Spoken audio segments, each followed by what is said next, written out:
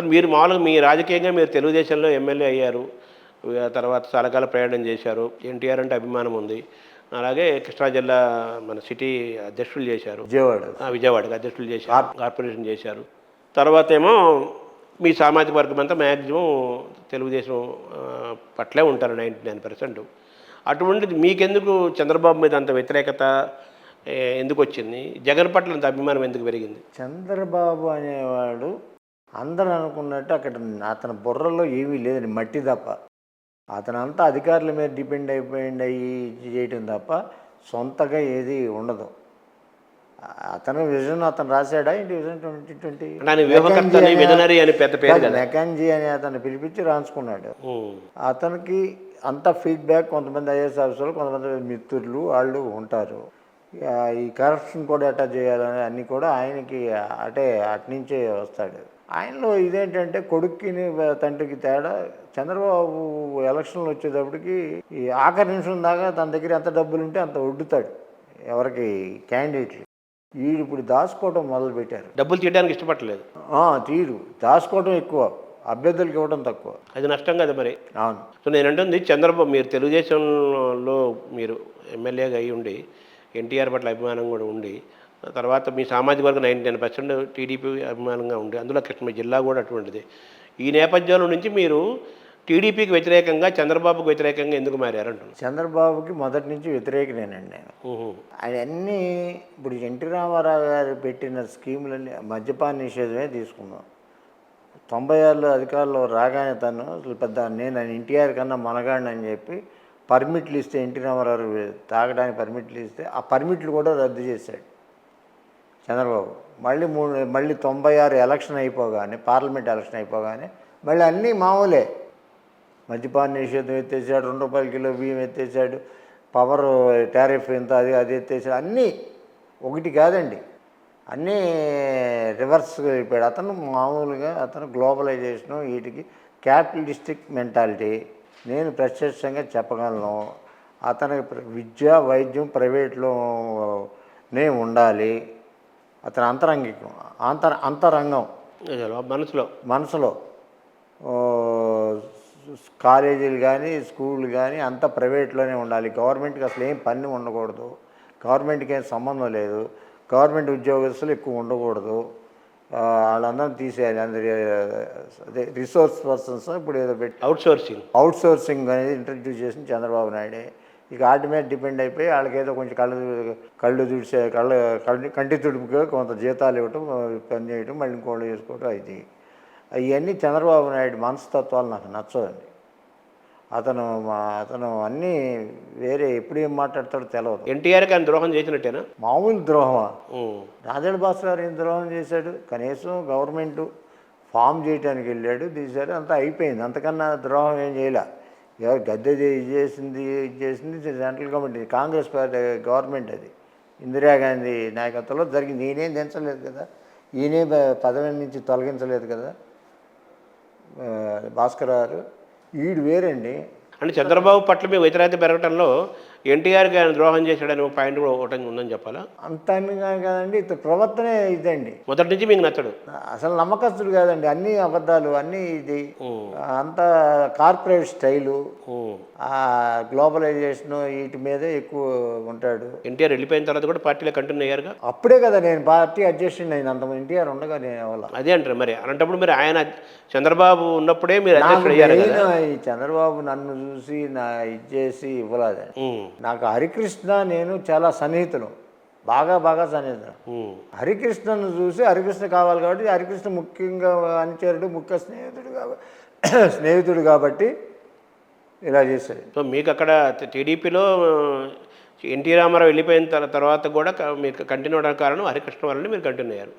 కేవలం హరికృష్ణకి చంద్రబాబు వల్ల అన్యాయం జరిగింది అంటారు, అది నిజమేనా? పూర్తిగా అన్యాయం జరిగింది. ఎలా జరిగిందో చెప్పనండి. ఎమ్మెల్యే కాకముందు మంత్రి పదవి ఇచ్చాడు ఆయన. 1996 ఎలక్షన్లో ఆయన సీటు ఎక్కడ పోటీ చేయాలి బావా అంటే సీటు కూడా ఎత్తుక్కునే పరిస్థితి లేదు.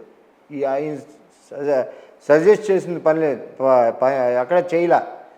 ఎన్టీ రామారావు చచ్చిపోతాడని ఎవడో ఊహించలా. ఎన్టీ రామారావు గారు నిజంగా చెప్పాలంటే వాళ్ళ కొడుకు సీటు ఆయన చనిపోయి ఆయన ఇచ్చాడు 96 ఎలక్షన్లో హరికృష్ణకు. హరికృష్ణకి. ఆయన చనిపోయిన తర్వాత అప్పుడు ఆ హిందూపురం సీటు ఖాళీ అయితే దాంట్లో పోటీ చేసి ఎమ్మెల్యే అయ్యాడు ఆయన. అంతకుముందు ఎమ్మెల్యే పదవికి కూడా మంత్రి పదవికి కూడా రాజీనామా చేశాడు ఒక ఛాలెంజ్ చేస్తా. అది అయినప్పుడు ఎమ్మెల్యే అయిన తర్వాత మంత్రి పదవి ఇవ్వలేదే, ఎందుకు ఇవ్వాల? తర్వాత ఎప్పుడో మళ్ళీ ఈయన అవసరం ఉండి జూనియర్ ఎన్టీఆర్ అవసరం ఉండి రాజ్యసభ మెంబర్ ఇచ్చాడు. అది రాజ్యసభ మెంబర్ మళ్ళీ మధ్య ఆయన లాస్ట్లో రిజైన్ చేశాడు. తర్వాత ఏమీ ఇవ్వలేదు. మేము ఆయన చాలా ట్రై చేశాడు, నాకు ఆంతరంగంగా తెలిసింది. ఓ పెనమలూరు ఇస్తాడని, ఓ గన్నవరం సీట్ ఇస్తాడని, ఇంకో సీట్ ఎక్కడన్నా కృష్ణా జిల్లాలో ఎమ్మెల్యే సీట్ ఇస్తాడని ఆయన ఆశించాడు. 100% ఆశించాడు. పాపం ఇవ్వలేదు. ఇప్పుడు వాళ్ళు మెల్లగా ఎన్టీ రామారావు వాళ్ళ నాన్నగారు స్థాపించిన పార్టీ పైన వాళ్ళ కుమారులు వారసులు పట్టు సంపాదించలేకపోయారు. చంద్రబాబు సంపాదించి ఆ పార్టీని నిలబెట్టాడని కూడా అంటారు కదా. దీన్ని నిలబెట్టడం అంటేనండి, ఇక్కడ ఎన్టీ రామారావు గారికి హరికృష్ణ గారు అంటే చాలా ప్రేమ. ఆ గొడవల్లో నా దగ్గర పేపర్ కటింగ్లు అన్నీ ఉన్నాయండి. రాజీ అంటే మాట్లాడితే హరిని ముఖ్యమంత్రిని చేయి, నేను రాజీ పడతా, లేదా ఒక దళితుడిని ముఖ్యమంత్రిని చేయి, నేను రాజీ పడతా నీతో అని పబ్లిక్గా ఈయన పబ్లిక్ మీటింగ్లో మాట్లాడాడు. ఎన్టీఆర్ ఉంది నా దగ్గర. ఇవాళ మీకు అడిగితే ఈ పూట ఇప్పుడు పంపించమంటే పేపర్ కటింగ్ పంపిస్తా. ఆ రోజుల్లో పేపర్లో అంటే ఆ భయంతోనే చంద్రబాబు హరికృష్ణ పైకి భయమే. తన నీడను చూసిన భయమే చంద్రబాబు. ఒకవేళ కర్నూలులోనూ నంద్యాలలోనూ ఎక్కడో ఎన్టీఆర్ నా వాసుడు బాలకృష్ణ కూడా అన్నారు కదా ఒకసారి. చిత్తూరు అన్నాడు. 100% మీరు చెప్పింది నిజం. మరి ఎందుకన్నాడు? ఒక పక్క హరికృష్ణ ప్రేమ అన్నాడు, ఇంకో పక్క ముఖ్యమంత్రి చేయమన్నాడు, ఇంకో పక్క బాలకృష్ణ వారసుడు అన్నాడు కదా. అంటే వారసుడు రాజకీయంగా వారసుడనే, సినిమా పరంగా వారసుడనే. అప్పట్లో రాజకీయంగా అనుకున్నారండి, కానీ బాలకృష్ణకి అప్పట్లో అంత గొడవ లేదు. ఈ రాజకీయాల్లో వద్దామని అనుకుంటాను. నాకు పెద్ద తెలవలు పరిచయం లేదు, మనం పెద్ద స్టడీ కూడా చేయలేదు అనుకుంటా. అదే అండి, ఓవరాల్గా మీరు మొదటి నుంచి కూడా చాలా ఏళ్ల నుంచి జగన్కి ఫరగాను చంద్రబాబు వ్యతిరేకంగాను మీరు మాట్లాడుతున్నారు అనేది మీ సామాజిక వర్గం నుంచి కూడా మీరు దాని ద్వారా మాటలు పడుతున్నారు కదా. వాటన్నిటి కూడా మీరు నిలబెట్టుకొని ఇంకా మీరు ఉన్నారు కదా, దాన్ని ఎలా చూడాలి? జగన్కి ఫర్గా ఎందుకు మాట్లాడాను, ఎందుకు చేస్తున్నాను అనేది నేను ఇప్పుడు మీకు ఎక్స్ప్లెనేషన్ చెప్తాను. ఎక్స్ప్లెనేషన్ ఇవ్వాల్సిన పని లేదు, మామూలుగా చెప్తా. చెప్పటం మీ వర్షన్. 2014లో ఈ రాష్ట్రాన్ని నిట్ట నిలువున చీల్చి ఇక్కడ ఆంధ్రులకు తీవ్ర అన్యాయం చేసిన సోనియా గాంధీ మీద నాకు విపరీతమైన వ్యతిరేకత ఉంది. అది కాకుండా సమైక్య ఆంధ్ర కోసం పెద్ద హైదరాబాద్లో పెద్ద బహిరంగ సభ నిర్వహించిన ఏకైక నాయకుడు జగన్మోహన్ రెడ్డి 2014 ఎలక్షన్ ముందు. ఇవన్నీ జగన్మోహన్ రెడ్డి అంటే నాకు ఒక హీరోలా కనపడ్డాడు. సోనియా గాంధీని ఎదిరించిన నాయకుడుగా ప్రజలకు ఎలా హీరో అయ్యాడో నాకు కూడా హీరోనే. జగన్మోహన్ రెడ్డి గారు నాకు కూడా ఒక హీరోలా కనపడ్డాడు.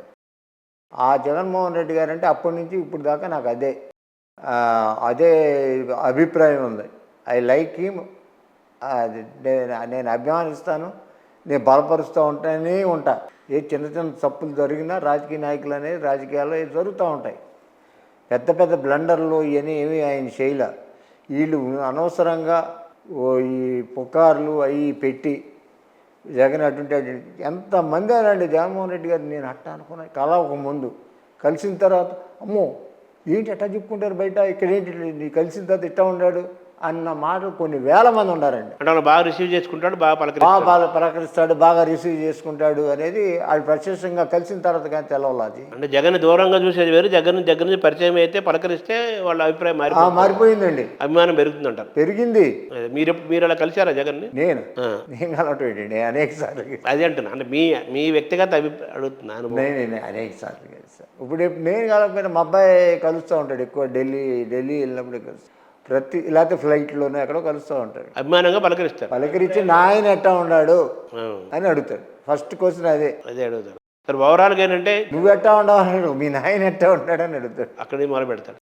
ఓవరాల్గా ఏంటంటే మీకు చంద్రబాబు తీరు ఆ విధానం మొదటి నుంచి నచ్చకపోవడం ఒకటి. నచ్చదు. ఇంకో పక్క 2014 నుంచి సోనియా గాంధీని ఎదిరించిన విధానం సమయ కేంద్రంలో జగన్ ఇవన్నీ కూడా ఆ విధంగా జగన్ పట్ల మీకు ఒక ప్రత్యేకమైన ఆకర్షణ, హీరోయిజం ఉంది. ఒక హీరోయిక్ నేచర్ తనలో కనిపించింది. చంద్రబాబు మీకు మొదటి నుంచి ఆయన పట్ల సరైన అభిప్రాయం లేదు. సో హరికృష్ణ మీరు మంచి స్నేహితులు. నాదెండ్ల భాస్కరరావు గారు మీకు గురువుగానే ఆయన పట్ల ఆ గౌరవం ఉంది. Thank you sir. నమస్తే సార్.